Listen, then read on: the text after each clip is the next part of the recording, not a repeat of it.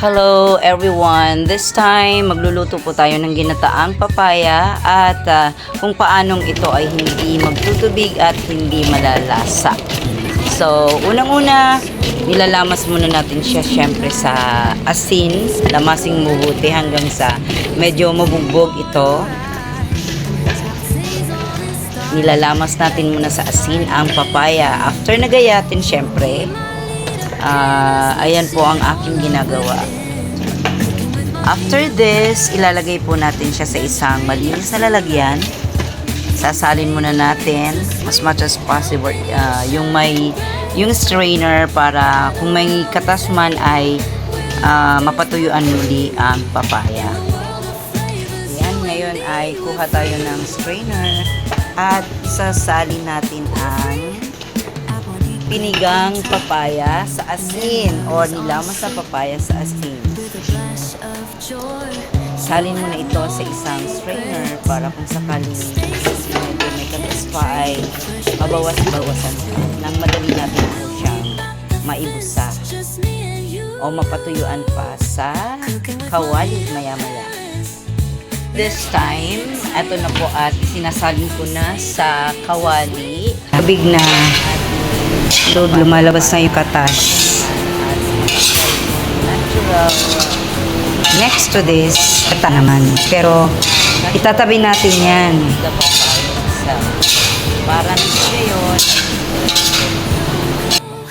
Antayin muna natin siyang kumatas at haluin isang kutsa ng mabuti para hindi nasusunog yung papaya natin.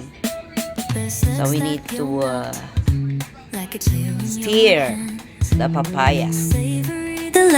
Aantayin po muna natin siyang matuyo.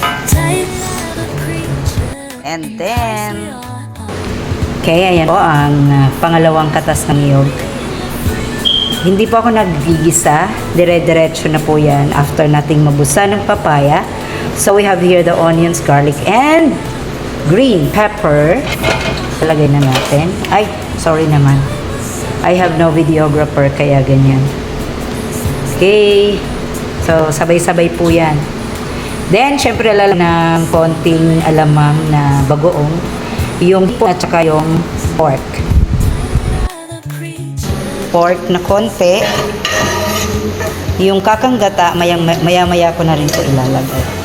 Syempre, ito muna para mapalambot pa natin ng bahagya.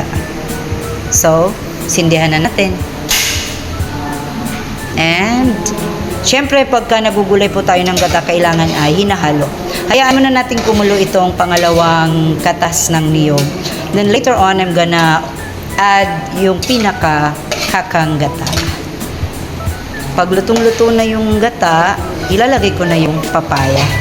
Then, I'm going to add small amount of alamang bagoong.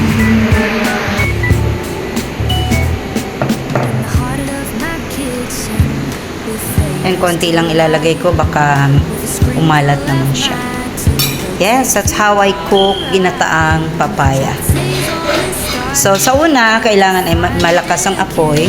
Pag nilagay na natin yung kakanggata, medyo hihinaan natin habang pinapakulo. At pag kumulo ulit, saka palang ilalagay ang papayang binusa. Then, Ajinomoto. Ito ay mamaya na natin ilalagay. Di na po ako maglalagay ng asin dahil kanina ay nilamas ko na sa asin ang papaya. So, I still have here yung pinagpakuluan ko ng hipon at saka ng baboy. Pero nilagay ko na dito ang pinakuluang baboy. Or pork. Sorry kung bawal man yung term. But it's how we call this in Tagalog, in Filipino. Pork. So, pakuluin muna po natin to. Then, ilalagay ko yung kakang gata. Meron akong dalawang purong gata. Later ko na po siya ilalagay. Kulo ay hinahalo natin yung gata para hindi po siya mamuo. So, as I've said, I still have here dalawang purong gata. So, mamaya-maya ko na po siya ilalagay Hayaan ko munang maluto itong pangalawang katas. Nanghingi lang po ako sa palengke kay Mami Liza Perez de Arce. Doon po ako lagi bumibili kasi pwedeng manghingi ng pangalawang katas. Salamat! Shout out kay Mimi, miss you! Prince Arce Arson. Mami Liza, thank you so much. At saka sa gwapong-gwapong nagkatas ng niyog at binigyan ako ng pangalawang katas. Ating hipon. Yan pa natin kumulo para tuto. Maraming sabaw. Kailangan maraming sabaw. Dahil marami kaming kakanin.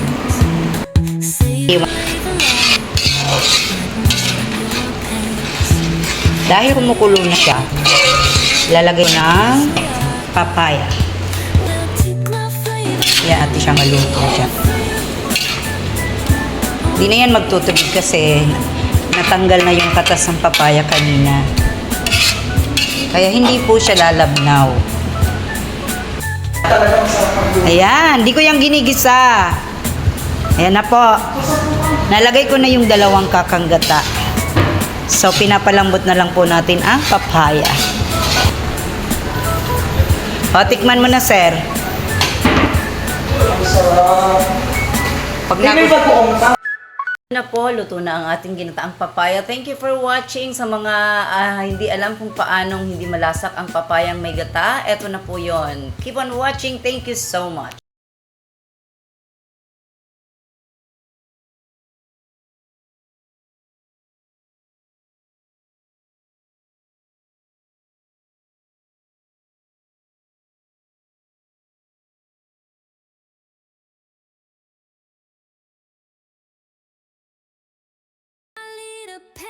Lit shit all up within. Cooking with my leader.